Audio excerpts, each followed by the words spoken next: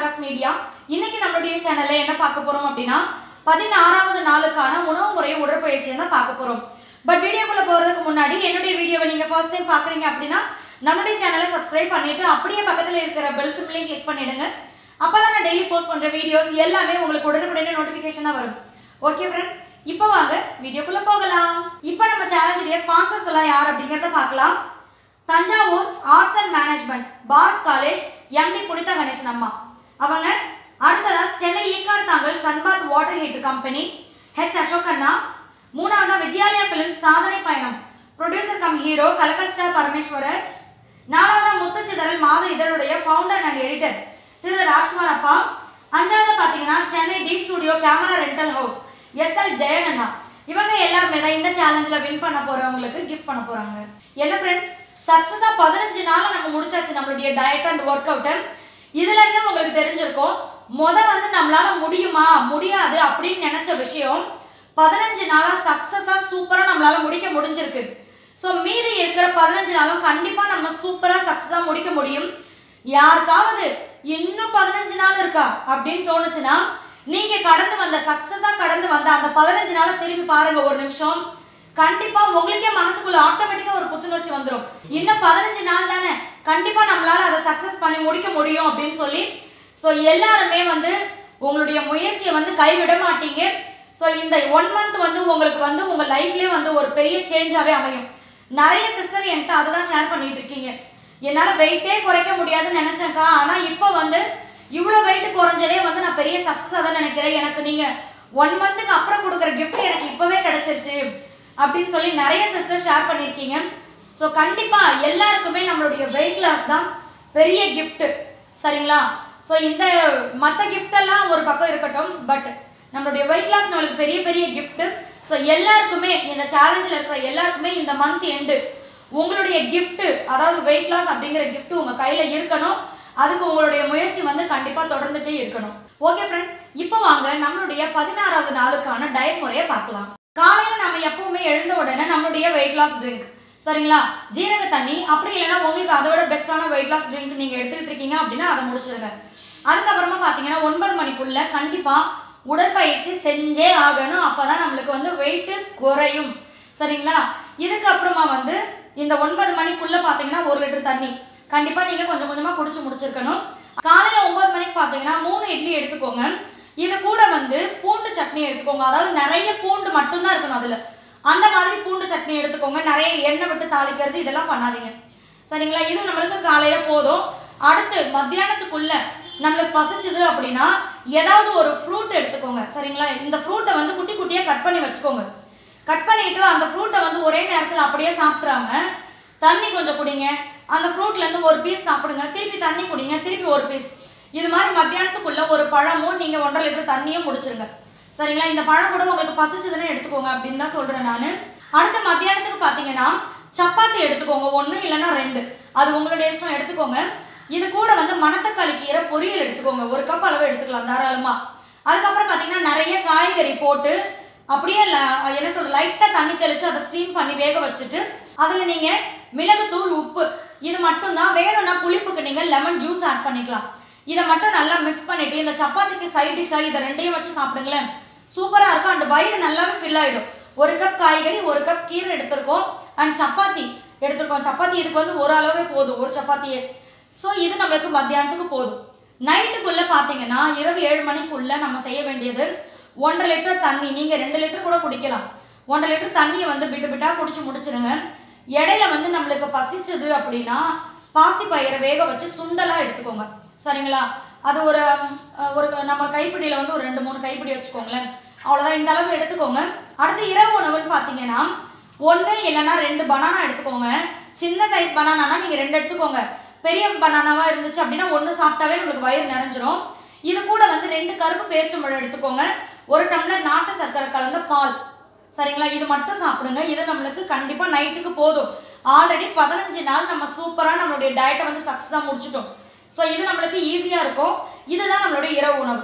இதுக்கப்புறம் பாத்தீங்கன்னா உங்களுக்கு பசிச்சது அப்படின்னா கொஞ்சம் கொஞ்சமா தண்ணி குடிங்க. ஒரே விட்டமா நிறைய குடிச்சிடாதீங்க, நைட்டெல்லாம் நம்ம அடிக்கடி எந்திரிக்க வேண்டியதா போயிடும். ஸோ பசிச்சுது அப்படின்னா லைட்டா நீங்க தண்ணி மட்டும் குடிச்சுக்கிட்டே இருங்க.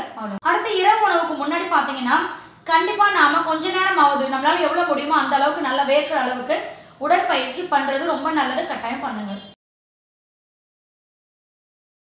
எப்பவும் போல் நாம் ஸ்லோ ஜாகிங் ஸ்டார்ட் பண்ணலாம். இது ஒரு 5 நிமிஷத்துக்கு பண்ணலாம்.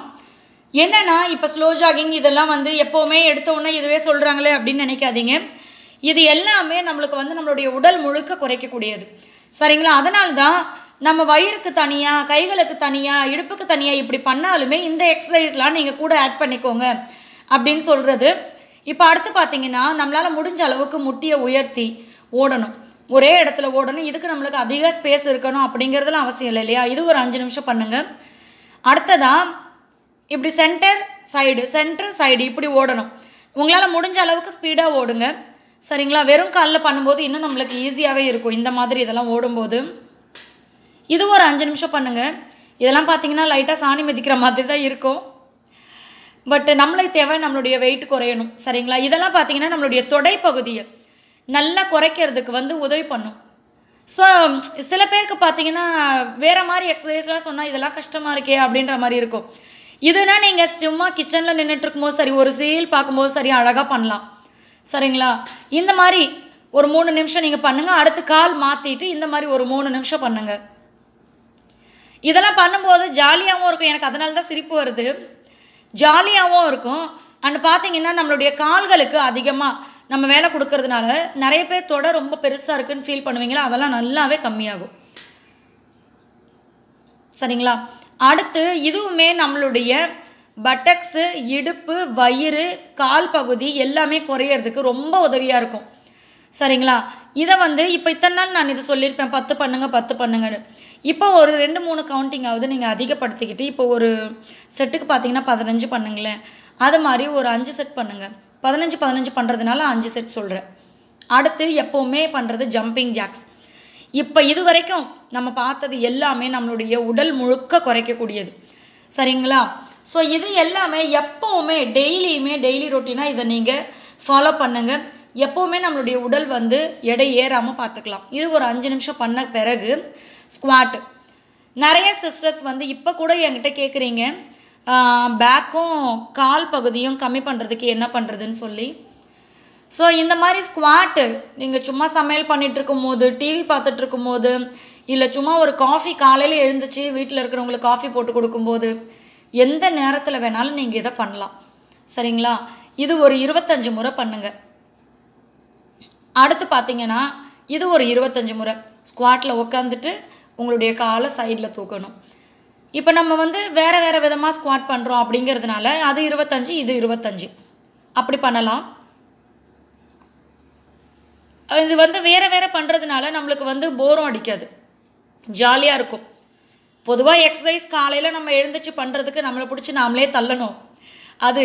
ஆனால் இப்போ நேற்று நம்மளால் தானே பண்ண முடிஞ்சுது, இன்றைக்கி பண்ண முடியாதா? அதெல்லாம் ஈஸியாக பண்ணிடலாம் அப்படின்னு நினச்சிங்கன்னா கண்டிப்பாக ஈஸியாக பண்ண முடியும். சரிங்களா? அடுத்து பார்த்தீங்கன்னா இந்த ஸ்குவாட் ஒரு 25 பண்ணுங்கள். மொத்தம் நம்மளுக்கு ஸ்குவாட்டே பாருங்கள் 75 வந்துருச்சு. ஸோ இது பண்ணுறதுனால நம்மளுடைய பட்டக்ஸு, தொடைப்பகுதி, இடுப்பு பகுதி, அடிவயிறு எல்லாமே நல்லா டைட்டாகும், குறையும். சரிங்களா? நல்லா உங்களால் முடிஞ்ச அளவுக்கு போடுங்க. நீங்கள் வந்து உங்களுக்கு ஏதாவது டிவியில் வந்து நல்லா சவுண்டாக உங்களுக்கு பிடிச்ச பாட்டை கேட்டுக்கிட்டே பண்ணும்போதெல்லாம் ஒரு ஸ்பீக்கரில் ஒரு பிடிச்ச பாட்டெல்லாம் கேட்டுட்டு பண்ணும்போது உங்களுக்கு வந்து ஜாலியாக இருக்கும். நம்ம வந்து எக்ஸசைஸ் தான் பண்ணுறோம் அப்படின்ற ஃபீல் இருக்காது, டைம் சீக்கிரமாக முடிஞ்ச மாதிரி தோணும். ஸோ அடுத்து இந்த ஸ்குவாட் பார்த்தீங்கன்னா ஸ்குவாட்டில் உட்காந்துட்டு காலை நல்லா ஹையாக தூக்கி உங்களுடைய கைகளை டச் பண்ணணும். இது ஒரு 25 முறை பண்ணுங்கள். ஆக மொத்தம் நம்மளுக்கு 100 ஸ்குவாட் ஆகிடுச்சு இல்லையா? ஸோ கண்டிப்பாக நம்மளுடைய பேக்கும் தொடைப்பகுதியும் கண்டிப்பாக குறையும். எனக்கு பேக் ரொம்ப பெருசாக இருக்குது, தைஸ் ரொம்ப பெருசாக இருக்குது அப்படின்னு சொல்லி ஃபீல் பண்ணுறவங்க இதை டெய்லி ஃபாலோ பண்ணுங்கள். உங்களுடைய எக்ஸசைஸில் இதை கண்டிப்பாக சேர்த்துக்கோங்க. அடுத்து இப்படி ஸ்குவாட் பொசிஷனில் உட்காந்துட்டு குட்டி குட்டி ஜம்ப் கொடுத்து இப்படி வரணும். அடுத்து அப்படியே திரும்பணும். நான் சின்ன இடமா இருக்கிறதுனால நான் உங்களுக்கு அந்தளவுக்கு சொல்லி காட்டுறேன். உங்களுடைய ஹால் எந்த அளவு இருக்கோ அந்த அளவுக்கு நீங்கள் பண்ணலாம். சரிங்களா? இது கவுண்டிங் வச்சுக்கோங்களேன். ஒரு 10 போகிறோமா, திருப்பி 10 வரோமா, அந்த மாதிரி ஒரு 5 செட்டு பண்ணுங்களேன். இன்றைக்கி நம்ம பார்க்க போகிற உடற்பயிற்சி எல்லாமே வந்து பார்த்துட்ருக்கிறது எல்லாமே நம்மளுடைய பட்டக்ஸு, தொடைப்பகுதி, கணுக்கால் இதெல்லாம் குறையிறதுக்கு தான் பார்க்குறோம். அடுத்து இந்த மாதிரி பொசிஷனில் உட்காந்துக்கிட்டு இப்போ இந்த மாதிரி டக் வாக், அதாவது வாத்து மாதிரி நம்ம இப்படி நடந்து போகிறோமா, திருப்பி அப்படியே திரும்பிட்டு குட்டி குட்டி ஜம்ப். இங்கே பாருங்கள், எவ்வளோ குட்டியாக முடியுமோ அவ்வளோ குட்டியாக பக்கத்தில் பக்கத்தில் ஜம்ப் பண்ணணும். அடுத்து திருப்பி இந்த மாதிரி நம்ம நடக்கணும். இதுவுமே இப்போ நீங்கள் குட்டி குட்டி ஜம்ப் போகிறீங்கல்ல, அது ஒரு 25 முறை கணக்கு வச்சுக்கோங்களேன். திருப்பி இப்படி நடக்கிறது ஒரு 25. இந்த மாதிரி கணக்கு வச்சுட்டு ஒரு 3 செட் பண்ணுங்களேன். தைஸ் எல்லாம் அப்படியே கரைஞ்சி ஓடி போயிடும். அடுத்து ஒரே இடத்துல நின்றுக்கிட்டு இந்த மாதிரி உட்காந்துக்கிட்டு இப்படி மாற்றி மாற்றி நம்மளுடைய கால்கள் இரண்டையும் முன்னாடி பின்னாடின்னு சொல்லி ஜம்ப் பண்ணணும். சூப்பராக தொடை பகுதியெல்லாம் செம்மையாக குறையும். அடுத்ததாக இந்த மாதிரி நீங்கள் சுவரை பேலன்ஸ்க்காக நான் பிடிச்சிருக்கேன், உங்களுக்கு பேலன்ஸ் பண்ண முடியலனாலும் ஓகே, ஐ மீன் வேண்டானாலும் ஓகே. இல்லை நீங்கள் ஜன்னல் கம்பியை பிடிச்சிக்கிட்டு இந்த மாதிரி கூட பண்ணலாம். சைடில் இப்படி காலை தூக்கிட்டு பேக்கில் இப்படி முடிஞ்ச அளவுக்கு பேக்கில் அவங்களுடைய காலை வந்து தள்ளணும். ஸோ இந்த மாதிரி பண்ணுறதுனால நம்மளுடைய இடுப்பு சதையும் பட்டக்ஸும் இடுப்புக்கு பின்புறம் இருக்கிற சதையும் நல்லாவே குறையும். சரிங்களா? இது ஒரு 25 முறை பண்ணிவிட்டு இந்த கால் அப்படியே மாற்றிக்கோங்க. இது 3 செட் பண்ணுங்கள். ஸோ அப்போனா நம்மளுக்கு வந்து நல்ல ரிசல்ட் கிடைக்கும். சரிங்களா?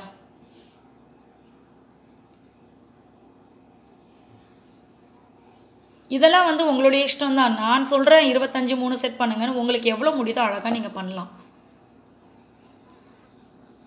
அடுத்தது பார்த்தீங்கன்னா கைகளை இந்த மாதிரி ஹையாக தூக்கி வச்சுக்கிட்டு உங்களுடைய காலை தூக்கி உங்களுடைய முட்டியை டச் பண்ணுங்கள். ஆப்போசிட் கை ஆப்போசிட் கால் இந்த மாதிரி டச் பண்ணணும். இது நம்மளுடைய வயிறு பகுதிக்கும் இடுப்பு பகுதிக்கும் ரொம்ப நல்லது, நல்லாவே குறையும். சரிங்களா? அதே மாதிரி தொடையுடைய சைடு பகுதி இருக்குல்ல, ஸோ இதுக்குமே இது ரொம்ப நல்லது. ஸோ இதெல்லாம் வந்து நீங்கள் டெய்லியுமே ஃபாலோ பண்ணுங்கள். இதெல்லாம் வந்து ரொம்ப கஷ்டமான ஒர்க் அவுட் ஒன்றும் இல்லைல்ல. ஸோ டெய்லி ஃபாலோ பண்ண முடியும் உங்களால். அடுத்து ஸ்கிப்பிங் வந்து நம்ம இவ்வளோ உடற்பயிற்சி பண்ணியிருக்கோம்ல, ஸோ உங்களுடைய நேரத்தை பொறுத்து உங்களுடைய ஹெல்த்து பொறுத்து நீங்கள் ஸ்கிப்பிங் பண்ணுங்கள். நிறைய வாட்டி சொல்லியிருக்கேன், முட்டி வலி இருக்குது, முதுகு தண்டு, சரிங்களா, அந்த வலி இருக்குது அப்படின்னா நீங்கள் இந்த மாதிரி குதிக்கிற எக்ஸசைஸ்லாம் பண்ண வேண்டாம், இன்னும் அந்த இடத்துக்கு அழுத்தம் கொடுக்குற மாதிரி பண்ண வேண்டாம் அப்படின்னு சொல்லி. ஸோ உங்களுடைய ஹெல்த்தை பொறுத்து நீங்கள் ஒவ்வொரு உடற்பயிற்சியும் பண்ணுறது நல்லது. அடுத்து நிறைய சிஸ்டர்ஸ்க்கு வந்து பேக் பெயின் இருக்குதுன்னு சொல்கிறீங்க. ஸோ எக்ஸசைஸ் முடிச்சுட்டு அதுக்கு முன்னாடியும் சரி பின்னாடியும் சரி இந்த மாதிரி ஸ்ட்ரெச் பண்ணும்போது நம்மளுடைய முதுகு வலி உடனே போயிடுங்க. இது வந்து நான் இந்த அனுபவம் உண்மைன்னு சொல்லுவாங்களே அதுதான். ஸோ இது வந்து ரொம்ப நல்லது நம்மளுடைய முதுகு வலிக்கு. எனக்கு வந்து C-செக்ஷன் பண்ணால் முதுகு வலிக்கும் அது இதுன்னு சொல்கிறாங்க, பட் அந்த மாதிரி எனக்கு வந்ததில்லை. எப்போயாவது சில நேரம் எனக்கு வந்து என்னடா ஒரு மாதிரி இருக்குது அப்படின்னு தோணும் போது கண்டிப்பாக நான் இதை செய்வேன். அந்த நிமிஷமே அப்படியே வந்து பெயின் சரியாயிடும். ஸோ இதை நீங்கள் தாராளமாக பண்ணலாம். சரிங்களா? உங்களால் முடிஞ்ச அளவு பெண்ட் பண்ணால் போதும். அடுத்து பார்த்தீங்கன்னா இது நம்மளுடைய முட்டி வலிக்கு. எனக்கு முட்டி வலி கிடையாது, பட் நிறைய சிஸ்டர்ஸ் வந்து முட்டி வலின்னு சொல்கிறதுனால சொல்கிறேன். முன்னாடியும் சரி பின்னாடியும் சரி, உடற்பயிற்சிக்கு முன்னாடி பின்னாடி இந்த மாதிரி நம்மளுடைய கட்டை விரலை அப்படியே தரையில் இப்படி தொடுறதுக்கு ட்ரை பண்ணணும். ஸோ நான் ஷூ போட்டிருக்கேன்னா அதனால் அந்த அளவுக்கு பெண்ட் பண்ண முடியல. நீங்கள் வெறும் காலோடையே இதெல்லாம் பண்ணலாம். ஸோ உங்களுடைய கட்டை விரல் வந்து தரையை டச் பண்ணணும், அந்தளவுக்கு பண்ணுங்கள். உங்களுக்கு ஒரு 10 முறை பண்ணுங்களேன், அது மாதிரி 3 வாட்டி பண்ணுங்கள். அந்த மாதிரி பண்ணும்போது நம்மளுக்கு முட்டி வலிலாம் போயிடும். சரிங்களா? இப்போ சவாசனா பண்ணலாம். இது வந்து ரொம்ப முக்கியமானதுங்க. நீங்கள் எக்ஸசைஸ் பண்ணிவிட்டு எப்போவுமே இந்த மாதிரி ரிலாக்ஸ் பண்ணுறது நல்லது. உங்களுடைய காலும் கையும் எந்த அளவுக்கு உங்களால் உடலை விட்டு தள்ளி இருக்கும்போது ரிலாக்ஸாக இருக்கும் அந்தளவுக்கு நீங்கள் அகலப்படுத்திக்கோங்க. இப்போ நீங்கள் உங்களுடைய நேச்சுரலாக நீங்கள் விட்டு இழுக்கிறீங்கள மூச்சு, அதை மட்டும்தான் நீங்கள் கவனிக்கணும். மனசில் நல்ல எண்ணங்கள் மட்டும்தான் இருக்கணும். நீங்கள் இப்போ நினச்சிக்கோங்க, நம்மளுடைய பாதம் வலி வந்து போயிடுச்சு, நம்மளுடைய கணுக்கால் வலி போயிடுச்சு, நம்மளுடைய தொடையில் இருக்கிற வலி போயிடுச்சு, நம்மளுடைய கணுக்கால் தொடை நம்மளுடைய வயிறு பகுதி அடிவயிறு மேல் வயிறு இந்த வலியெல்லாம் போயிட்டு நம்மளுக்கு நல்லா உடம்பு ஃபிட் ஆகிக்கிட்டே இருக்குது. ஸோ அதை நோக்கி நம்ம வந்து சூப்பராக சக்ஸஸாக நம்ம அதை நோக்கி பயணம் பண்ணிகிட்ருக்கோம். நம்மளுடைய ஷோல்டர் பெயின், கழுத்து வலி, இந்த மாதிரி வலியெல்லாம் நம்மளை விட்டு போயிருச்சு அப்படின்னு சொல்லி உங்களுடைய இடது பக்கமாக நீங்கள் திரும்பி கைகளை நல்லா தேய்ச்சி அந்த சூடை உங்களுடைய கண்ணில் வச்சு அந்த சூடை நல்லா அப்சர்வ் பண்ணதுக்கப்புறம் உங்களுடைய உள்ளங்கை பாரு. ஓகே ஃப்ரெண்ட்ஸ், கண்டிப்பாக இந்த வீடியோ உங்களுக்கு ரொம்ப யூஸ்ஃபுல்லாக இருந்திருக்கும். இந்த வீடியோ உங்களுக்கு பிடிச்சிருந்தா உங்களுடைய ஃப்ரெண்ட்ஸ் அண்ட் ஃபேமிலி கூட ஷேர் பண்ணிக்கோங்க, அவங்களுக்கும் ரொம்ப உதவியாக இருக்கும். அண்ட் மறக்காம நம்மளுடைய சேனலை சப்ஸ்கிரைப் பண்ணிட்டு அப்படியே பக்கத்தில் இருக்கிற பெல் சிம்பலையும் கிளிக் பண்ணிடுங்க. லைக் பண்ணுங்க, ஷேர் பண்ணுங்க, கமெண்ட் பண்ணுங்க. தேங்க்யூ.